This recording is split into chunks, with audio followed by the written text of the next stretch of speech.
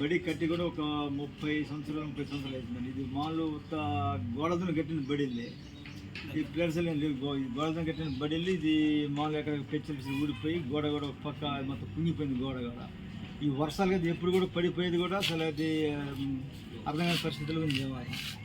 మరి అధికారులు చెప్పినా కూడా అధికారులు కూడా వచ్చినారు, చూస్తున్నారు, పోతున్నారు. మరి కొత్తలు చూస్తున్నారు, పోతారు. దానికి ఏం కూడా రెస్పాన్స్ అయితే మాకు ఏమి ఇవ్వట్లేదు. మరి దీనికి మీరు ఏమైనా స్పందించనండి. దీనికి ఈ గోడలను పడిపోయిన పిల్లలు సజెషన్ పడిపోయి అని ఇబ్బంది అయితే రేపు మా ఊరిలో మేమే నష్టపోతుంది. పిల్లలు ఇంత ముందు కూడా మేము చెప్పాం, ఈ అధికారులు వచ్చినప్పుడు కూడా చెప్పాం. సంగతాన్ని చెప్పినా కూడా వాళ్ళు అది అంటారు, ఇది అంటారు. ఈ ఐటీసీ కంపెనీ ఐటీసీ వాళ్ళు కూడా కొంతసారి ఇస్తామన్నారు, వాళ్ళు కూడా ఇస్తామన్నారు. కానీ కాకుండా వాళ్ళు 1 లక్ష ఇంత అనేది సార్ మీరు ఊళ్ళో మీరు కొంత డబ్బులు ఇవ్వాలంటే సార్ దాని మీద మనలో కూడా ఇక ఆలోచిస్తున్నారు. దాని మీద డబ్బులు ఏం జరిగినట్లని ఆలోచిస్తారు. మరి దానికి ఏమన్నా లోన్ చూద్దారని దానికి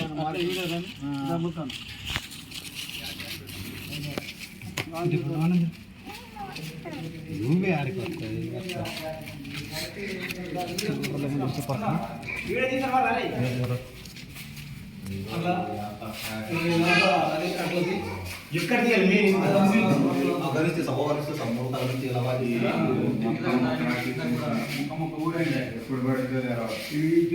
మొత్తం శక్తి విద్యార్థి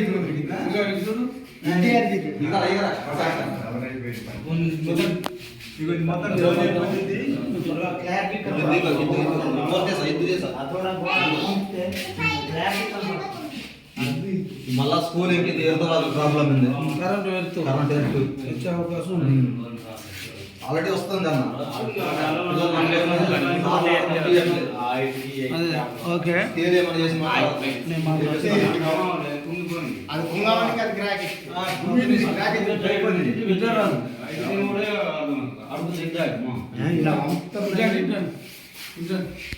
ఓకే, ఈరోజు ఈ స్కూలు చెరువు సింగారానికి సంబంధించిన ప్రాథమిక స్కూల్ అనేది పూర్తిగా కుంగిపోయింది. ఒక సైడ్ మొత్తం ఒరిగిపోయింది.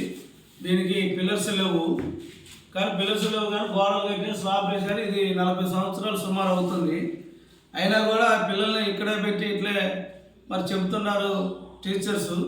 దీని మీద ప్రభుత్వం కానీ అధికారులు కానీ ఐటీసీ మరి పట్టించుకోవట్లేదు. అదే రకంగా ఐటీడీ కూడా దీని మీద దృష్టి లేదు.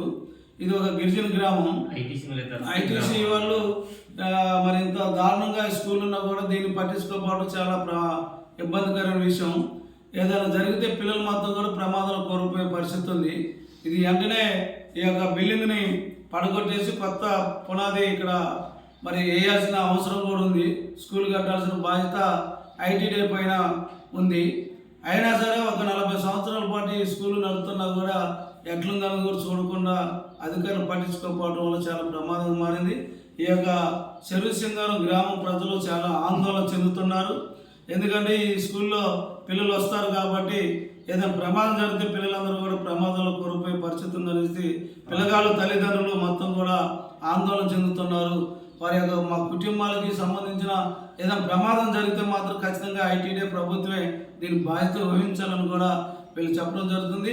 అందుకోసం ఇవాళ సిపిఎం పార్టీగా మేము ఇక్కడ ఈ స్కూల్ని మళ్ళీ కొత్తగా పునాది నిర్మాణం చేయకపోతే దీని మీద పెద్ద ఎత్తున ఇక్కడ జాతీయ రోడ్డు మీద కూడా ఈ గిరిజన గ్రామ ప్రజలందరూ తీసుకొచ్చి రోడ్డు మీద కూడా కూర్చోబెట్టి ఈ స్కూల్కి సంబంధించిన ఎక్కడ ఏదో ఉందో ఆ స్కూల్ దాన్ని కూల్చేసి కొత్త స్కూల్ కట్టాలని కూడా మేము డిమాండ్ చేస్తున్నాం.